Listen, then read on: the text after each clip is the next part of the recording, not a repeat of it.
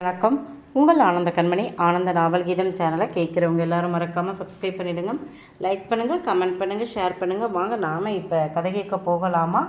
சுபலதாவின் தாளிடாத தாபங்கள் அத்தியாயம் 30. பக்கத்து டவுனில் இருக்கும் ஷாப்பிங் காம்ப்ளெக்ஸில் ஒரு பக்கம் கட்டட வேலை நடந்து கொண்டு இருந்தது. அதை பார்க்க சென்றான் வேலன். அப்போது அங்கே இருக்கும் ஐஸ்கிரீம் கடையில் மனோகரியும் மகளும் இருப்பதை பார்த்தவன் கண்களில் கருப்பு கண்ணாடியை போட்டுக்கொண்டு அந்த கடையை கடந்தபோது பயங்கரமாக சண்டை போடும் சத்தம் கேட்க கவுண்டரின் முன் நின்று சண்டை போட்டு கொண்டு இருந்தார் தமிழரசி. இதோ பாரு, இந்த பில்டிங்கே என்னோடது தான். நான் நினச்சா இப்போவே கடையை காலி பண்ண சொல்லி விடுவேன். எனக்கு தள்ளுபடி கொடுக்க மாட்டேங்கிற? தள்ளுபடி ஆஃபர் போன வாரமே முடிஞ்சு போச்சு. இப்போ வந்து ஆஃபர் கேட்டால் நான் என்ன பண்ணுறது? நான் ஒன்றும் முதலாளி இல்லை, இங்கே வேலை பார்க்குறவன். நானா எப்படி கொடுக்க முடியும்? ₹1 ₹2 கூட குறைய என்றால் கூட பரவாயில்லை, போய் தொலையட்டும் அப்படின்னு நான் போட்டு கொடுப்பேன் என்று அவன் சொன்னதும், என்னது போய் தொலையட்டுமா? ஏண்டா, என்கிட்ட என்ன காசு பணம் இல்லைன்னா நான் உன்கிட்ட குறைச்சி கேட்டேன்? இதோ பாரு, என்கிட்ட கோடி கோடியாக பணம் இருக்குது, இந்த பில்டிங்கே என்னோடது தான் என்ற போது அவனுக்கு ஃபோன் வர எடுத்து பேசியவன் சரி சார் என்றான். பிறகு ஃபோனை வைத்துவிட்டு, முதலாளி உங்களுக்கு வேணுங்கிறத கொடுக்க சொன்னாருமா என்றவன் அவள் கேட்டதை கொடுத்தான். கூடவே இதையும் முதலாளி கொடுக்க சொன்னார் என்று கொடுத்தான். பாத்தியா, பணக்காரங்களுக்கு தான் எங்கள் செல்வாக்கு புரியும், உனக்கு எப்படி தெரியும் என்று கெத்தாக அவனை பார்த்துவிட்டு வாங்கி கொண்டு வந்து மகள் பேத்தியிடம் அமர, என்னம்மா ஆஃபர் இல்லைன்னா வர வேண்டியது தானே, இதுக்காக போய் சண்டை போடுவியா? என்னடி இப்படி சொல்கிற? இவனுங்க வாடகைக்கு தான் நம்ம கிட்ட கடை வச்சுருக்கானுங்க. இந்த கடை நம்மளோடது, நமக்கு இல்லைன்னு சொல்ல முடியுமா என்ன? சொன்னால் விடுவோமா? இதோ பாரு, கடை ஓனர் ஃபோன் பண்ணி இந்த ஃபேமிலி பேக் நமக்கு ஃப்ரீயாக கொடுத்துருக்கிறார் என்றார். என்னது, இவ்வளவு பெருசா? எப்படியுமா? அவருக்கு கட்டுப்படியாகுமா என்று மனோகரி கேட்க, நமக்கென்ன, அந்த ஆளுக்கு கட்டுப்படி ஆனா என்ன ஆகாட்டி என்ன என்றாள். உண்மையில் மகளுக்காக அதை கொடுக்க சொன்னது வேலன்தான். குழந்தையோடு அவர்கள் எப்போ வந்தாலும் கேட்குறத கொடு, அவங்க கொடுக்கறத வாங்கிக்க, மீதியை நான் தர்றேன் என்றான். ஆனால் அதன் பின் நடந்தது தான் அவனை வேதனைப்படுத்தியது. அவர்கள் எழுந்து சென்ற பின் ஒரு வேலையால் வந்து சானிட்டரியை வைத்து அந்த இருக்கையை சுத்தப்படுத்திய பிறகுதான் மற்றவர்கள் அதில் அமர்ந்தார்கள். இது ஒன்றும் தப்பில்லை, மற்றவர்களின் ஆரோக்கியத்தையும் நாம் மதிக்கணும். இது ஒன்றும் பெரிய சிட்டி இல்லை, சாதாரண டவுன் தான். இங்கே இவர்களை எல்லாருக்கும் தெரியும். இவர்களை வராதீங்க என்று சொல்ல முடியாமல் இப்படி செய்கிறார்கள். இது அவனுக்கு அத்தனை மனவேதனையை கொடுத்தது. அதே சமயம் இன்னொன்னும் தோன்றியது. வியாதி எதுவும் இல்லாத ஆரோக்கியமானவர்களை ஜாதி என்ற பெயரில் அவர்கள் அமர்ந்த இடத்தில் தண்ணி ஊற்றி கழுவினால்தான் தீட்டு போகும் என்று நினைக்கும் ஆட்கள் உள்ள சமூகம் இது என்று நினைத்து கொண்டான். அன்றைய வேதனையை தணிக்கத்தான் தாகசாந்தி செய்ய அந்த ஊருக்கு சென்றான். பாரில் அமர்ந்து குடித்தான். ஏனோ அன்று வழக்கத்தை விட அதிகமாகவே குடித்தான். மெல்ல காரை எடுத்துக்கொண்டு வீட்டிற்கு வந்தான். வரும்போது நள்ளிரவு.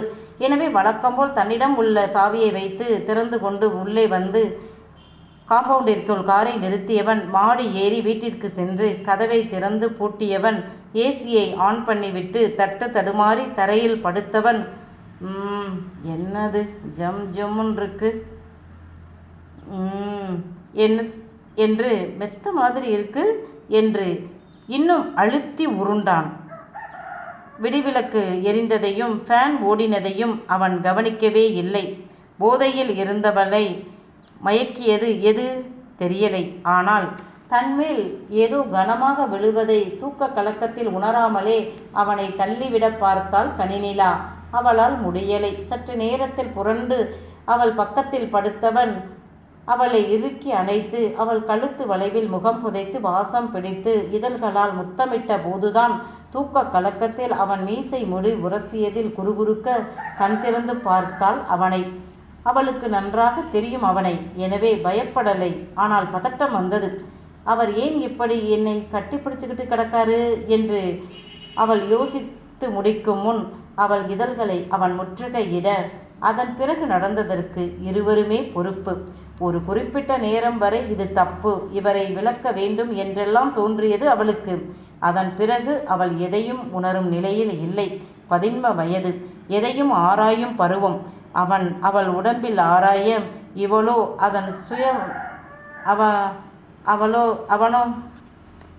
அதன் சுய மயக்கத்தில் சுகமயக்கத்தில் தன்னையே மறக்க, உறவே இல்லாத ஆணும் பெண்ணும் தங்களின் தாபங்களுக்கு தாளிடாமல் விட்டுவிட்டார்கள். விளைவு, கனிநிலா இழக்கக்கூடாத பெண்மையை இழந்து நின்றாள். வேலன் தன் கண்ணியத்தை இழந்து நின்றான். எல்லாம் முடிந்து வேலன் போதையில் தூங்கிவிட்டான். அதுவரை தூங்கிய கனிநிலா விழித்து கொண்டாள். விழித்து என்ன செய்ய? இனி அவள் வாழ்க்கை இருட்டுக்குள் போய்விட்டது. கண்கெட்ட பிறகு சூரிய நமஸ்காரம் பண்ணி என்ன புண்ணியம்? இப்போதுதான் அவளுக்கு தாயை பற்றிய ஞாபகமே வந்தது. அரண்டு போனாள். ஐயோ, அம்மாவுக்கு மட்டும் இது தெரிந்தால் என்ன ஆகும்? என்னை கொன்னே போட்டுவிடும். ஐயோ, அறிவு கெட்டு போனேனே! எப்படி இவ்வளவு மோசமாக நடந்து கொண்டேன்? இதை எப்படி இனி நான் சரி பண்ண முடியும்? ஐயோ, இவன் இந்த வீட்டு ஓனர் என்று மட்டும்தான் தெரியும். இவனை பற்றி தெரியாமல், சி, நான் என்ன பெண், இவ்வளவு மோசமாக நடந்து கொண்டேனே என்று அழுது கதறினாள். அருகே படுத்திருந்தவன் நல்ல தூக்கத்தில் இருந்தான். அக்கம் பக்கத்தார்களுக்கு இங்கே நடந்தது தெரிந்தால் என்ன ஆகும்? என்னைத்தானே தப்பா பேசுவாங்க. நான் தப்பு பண்ணியவள். என்னை பேசினால் கூட பரவாயில்லை. பாவம், என் அம்மாவை பேசுவார்களே, அதுவும் என் அண்ணி, அவள் அம்மா, தங்கை எல்லாரும் என்னை எவ்வளவு கேவலமாக பார்ப்பாங்க. சும்மாவே என்னையும் என் அம்மாவையும் மதிக்க மாட்டாங்க. நான் வேற எந்த பெண்ணும் செய்யக்கூடாத தப்பை செய்திருக்கிறேனே. இனி என்னால் எப்படி இவர்களை எல்லாம் பார்க்க முடியும்? முடியாது. என்னால் என் அம்மாவுக்கு அசிங்கத்தை கொடுக்க முடியாது என்று கதறி அழுதவள் அதிகாலையில் தன்னுடைய ஷாலில் ஃபேனில் தூக்கு மாட்டி கொண்டாள். அதுவரை தூங்கிக் கொண்டு இருந்தவன் யாரோ அடித்து எழுப்பிய மாதிரி கண்ணை திறந்தான். அவன் பார்வை சற்று மங்கலாக தெரிந்தது. கண்ணை தேய்த்து விட்டு கொண்டு அவன் பார்த்தபோது கனிநிலா தூக்கு கயிற்றுக்குள் தலையை கொடுத்துவிட்டு ஸ்டூலில் இருந்து காலை எடுக்க, ஐயோ என்று அப்போதுதான் அவனுக்கு உரைக்க எழுந்து நின்று அவளை தன் தோளில் தாங்கி கொண்டான். கழுத்தில் கயிறு லேசாக அழுத்திய போதே அவன் பிடித்து விட்டதால் லேசாக இருமினாள். அந்த இடம் வலித்தது.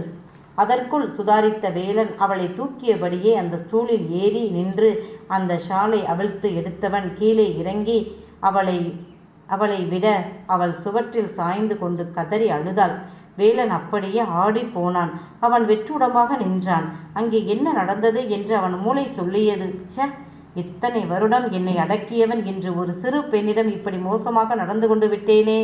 பேப்பரில், போனில் பெண்களிடம் இப்படி ஆண்கள் நடந்து கொள்வதை கேள்விப்படும் போது கோபப்படும் தானே இன்று இப்படி நடந்து கொண்டேனே என்று அவன் தன் தலையில் அடித்து கொண்டான். அவள் கதறி அழுதாள். மன்னிச்சிடு புள்ள, இப்படி ஒரு அரக்கன் எனக்குள்ளே இருப்பான்னு நான் நினைக்கவே இல்லை. மன்னிச்சிடு புள்ள என்றான் இருகை கூப்பி. உண்மையில் அந்த சிறு பெண்ணிடம் அப்படி நடந்து கொண்டதற்காக அவன் அவ்வளவு வெட்கப்பட்டான். திடீரென ஞாபகம் வந்தவனாக, ஆமா, நீ யாரு? நீ எப்படி என் வீட்டுக்குள்ளே வந்தாய்? அதுவும் பூட்டின வீட்டுக்குள் எப்படி வந்தாய் என்று அவன் கேட்க பயத்தில் அவள் இன்னும் அழுதாள். இப்போது வேலனுக்கு அவள் மேல் சந்தேகமே வந்தது. என் அனுமதி இல்லாமல் என் வீட்டுக்குள் எப்படி வந்தாள்? இவளை நான் முன்ன பின்ன பார்த்தது கூட இல்லையே. திருட வந்தவளோ? திருட இங்கே என்ன இருக்கு? சற்று நேரம் பொறுமையாக இருந்தவன், ஏய், அழுகையை நிறுத்திட்டு நான் கேட்ட கேள்விக்கு பதில் சொல்லு என்று அதட்டினான். பயந்து போன கனிநிலா அழுகையை அடக்கி கொண்டு முகத்தை துடைத்து கொண்டு, சார், என்னை மன்னிச்சிடுங்க, நான் தேன்மொழியோட ஃப்ரெண்டு என்றாள். தேன்மொழியா? அது யாரு என்றாள். பின்னாடி ஓட்டு வீட்டில் குடியிருக்கும் பாட்டியோட பேத்தி தான் தேன்மொழி. ஓ, அந்த ஆத்தாவுக்கு பேத்தி இருக்குன்னு தெரியும், பேரெல்லாம் தெரியாது. சரி, அதுக்கு என்றான் கோபமாக. ஏனென்றால் இந்த வீட்டை சுத்தப்படுத்தவும் பார்த்து கொள்ளவும் தான் அவர்களுக்கு அனுமதி கொடுத்தான். அதற்காகத்தான் இலவசமாக வீடு கொடுத்திருக்கிறான். அவன் கோபத்தை பார்த்து அவளுக்கு அழுகை வந்தது. இதோ பாரு, அழுகாம சொல்லு என்றான். என் வீடு இங்கே இதே தெருவில் 2 வீடு தள்ளி இருக்கு என்றவள் தன் குடும்பத்தை பற்றியும் தன் அம்மா வீட்டில் இல்லாததையும் அண்ணன் அடித்ததையும் அதனால் காணாமல் போன மாதிரி செய்து அண்ணனை பயமுறுத்த நினைத்ததையும் சொன்னாள். என்னது, அண்ணே அடித்தா அவனை பயமுறுத்த இப்படி பண்ணலாமா? வயசு பிள்ளை காணாமல் போனால் ஊர் உலகம் என்ன பேசுவாங்கன்னு தெரியாதா? அந்தளவு முட்டாளா நீ? அது சரி, நீ வந்து தெரியாமல் ஒளிஞ்சிக்க என் வீடு தான் கிடச்சிச்சா? யார் உனக்கு சாவி கொடுத்தா என்று அவன் அதட்ட, தோழியை காட்டி கொடுக்க கூடாது என்று நானாத்தான் அவள் வீட்டில் இருந்து சாவியை எடுத்துக்கிட்டு வந்தேன் என்றாள். நீ செஞ்ச முட்டாள்தனத்தால் இப்போ என்ன நடந்ததுன்னு பாரு. இழக்கக்கூடாத நீ இழந்துட்ட, செய்யக்கூடாத தப்பை நான் செஞ்சிட்டேன். இதனால் உன் வாழ்க்கை தான் போயிருச்சு. நடந்த தப்புக்கு என்ன பரிகாரம் பண்ணுறதுன்னு எனக்கு தெரியலை. அந்த காலத்தில் கிராமமாக இருந்தால் தப்பு பண்ணினவங்களை சேர்த்து வைப்பாங்க. இந்த காலத்துக்கு அதெல்லாம் சரியாக வராது. ஒரு முறை நடந்த தப்புக்கு வாழ்க்கை பூரா தண்டனை அனுபவிக்கக்கூடாது. நீ சின்ன பொண்ணு, அநேகமாக நீ கல்லூரியில் படிப்பாயின்னு நினைக்கிறேன். இந்த காலத்தில் இதெல்லாம் ஒரு பெரிய விஷயமாக டவுனில் இருக்கிற பொண்ணுங்க நினைக்கிறது இல்லை. அதனால் இதை ஒரு கெட்ட கனவாக நினச்சி மறந்துட்டு விடியும் போது உன் வீட்டு வாசலுக்கு போய் இரு. அப்போ தான் நீ சொல்கிறத நம்புவாங்க. உன் அண்ணன் கிட்ட நீ அடித்ததால் உன் மேலே கோபம், அதனால் உன்னை அலைய விடத்தான் நான் நம்ம தெருவிலேயே ஏதாவது ஒரு இடம் சொல்லி ஒளிஞ்சு இருந்தேன். நீ கதவை மூடிட்டு உள்ளே போகவும் வாசலில் வந்து படுத்தேன்னு சொல்லு, சரியா? இனிமேல் இப்படி ஒரு தப்பு பண்ணாத. வயசு பிள்ளைக்கு வர்ற ஆபத்தை பார்த்தாய் தானே? என்னாலேயே உனக்கு எவ்வளவு பெரிய களங்கம் வந்துருச்சு. நானும் வேணும்னு அப்படி உன்கிட்ட நடந்துக்கலை. நான் என்னோட துக்கத்தை மறைக்க மூக்கு முட்டை குடிச்சிட்டு வந்தேன். என் வாழ்க்கையே கனவுல தான் நான் வாழ்கிறேன். அப்படி கனவுன்னு நினச்சி உன்கிட்ட அப்படி நடந்துக்கிட்டேன். என்னை மன்னிச்சிடு என்றான். இல்லைங்க, தப்பு பூரா என் மேலே தான். நீங்கள் இங்கே எப்போவாவது தானே வருவீங்க. நேற்று பகல் பூரா வரலை, ராத்திரியாக வரப்போகிறீங்கன்னு நினச்சி தான் நான் இங்கே வந்து ஒளிஞ்சு கிடந்தேன். அப்புறம் என்று அவள் தடுமாறியவள், நீங்கள் தான் போதையில் இருந்தீங்க. ஆனால் நான் முதல்ல தூக்க கலக்கத்தில் இருந்தாலும் அப்புறம் முழு மனசோட ஒரு ஆர்வ கோளாறில் தான் தப்பு பண்ணிட்டேன். உங்களை நான் எதிர்த்து மல்லு கட்டி இருந்தால் ஒருவேளை நீங்கள் விட்டுருப்பீங்களோ என்னமோ. எனக்கு அப்படி செய்ய தோணலை. அப்போ இருந்த மனநிலையில் ஏதோ ஒரு வேகத்தில் நானும் உங்கள் கூட ஒத்துழைச்சேன். சுயநினைவோடு இருந்த நான் பண்ணினது தான் ரொம்ப தப்பு, பெருந்தப்பு. என் மேலே எனக்கே வெறுப்பாக இருக்குது. கொஞ்ச நேரம் சுகத்துக்காக என் வாழ்க்கையை இழந்துட்டேன்.